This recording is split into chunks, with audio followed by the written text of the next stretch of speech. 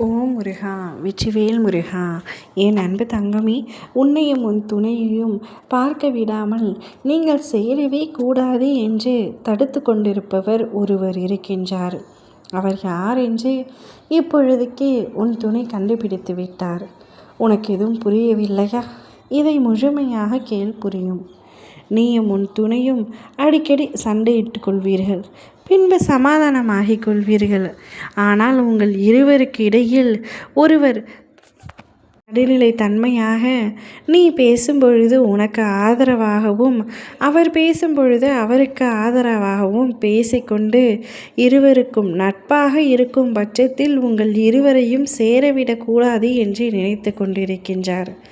அதனால் அவருக்கு பயன் ஒன்றும் இல்லை. உங்கள் இருவர் மீதும் சிறு பொறாமை மட்டுமே உள்ளது. இவ்வளவு அன்பு வைத்துள்ளீர்கள் என்ற பொறாமை அவருக்கு இருக்கின்றது.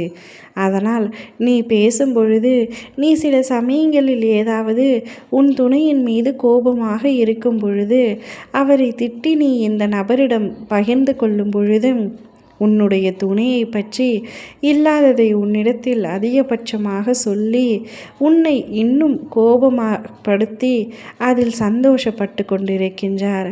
அந்த கோபத்தில் நீ இன்னும் உன் துணையை வெறுத்து அவரிடம் பேசவே கூடாது என்று முடிவெடுக்கின்றாய். இதேதான் உன் துணையிடமும் அவர் செய்து கொண்டிருக்கின்றார்.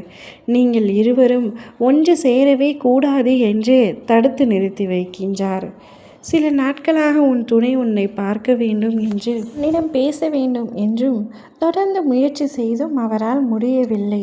இறுதியில் அவர் யோசித்து, எதற்காக இவ்வாறு நடக்கின்றது, என்னுடைய துணையுடன் எதற்காக என்னால் பேச முடியாமல் பல தவிப்புகள் வருகின்றது என்பதை யோசித்து இங்கே நடுவில் எங்களுக்குள் இருப்பது யார் என்பதை கண்டுபிடித்து விட்டார். கூடிய விரைவில் அவர் உன்னை நேரடியாகவே சந்தித்து நடந்த உண்மைகளை உன்னிடத்தில் கூறுகிறார். செய்த தவறுக்கான மன்னிப்பையும் இத்தனை நாட்களாக தொடர்பு கொள்ளாததற்கான காரணத்தையும் இனி ஒரு நொடி கூட உன்னை விட்டு விலகி செல்ல மாட்டேன் என்பதையும் உன்னிடத்தில் தெளிவாக கூறப்போகின்றார். நீ நினைப்பது போல உன்னுடைய துணைக்கு உன் மீது அன்பு இல்லாமல் இல்லை. அன்பு இருந்தும் சில சமயங்களில் அவை நிராகரிக்கப்படுவதற்கு பல காரணங்கள் இருக்கத்தான் செய்கின்றது. உன்னுடைய வாழ்க்கையில் நீ பல மனிதர்களை நம்பி இப்பொழுது அவர்கள் உன் வாழ்க்கையை கெடுக்கும் அளவிற்கு உனக்கே தெரியாமல் பல சதி செயல்களை செய்து கொண்டிருக்கின்றார்கள். நான் உன்னிடத்தில் சொல்வது ஒன்று மட்டும்தான். உனக்கும் உன் துணைக்கும் பிரச்சனை என்றால் நீங்கள் இருவரும் பேசிக்கொண்டு தீர்த்து கொள்ளலாம். அதை விட்டு நடுவில் மற்ற யாரையும் அனுமதிக்க வேண்டாம்.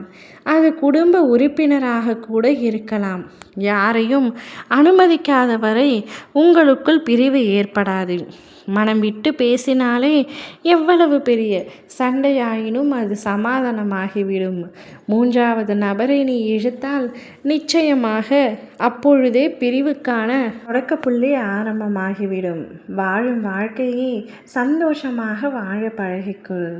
ஓம் முருகா, வெற்றிவேல் முருகா.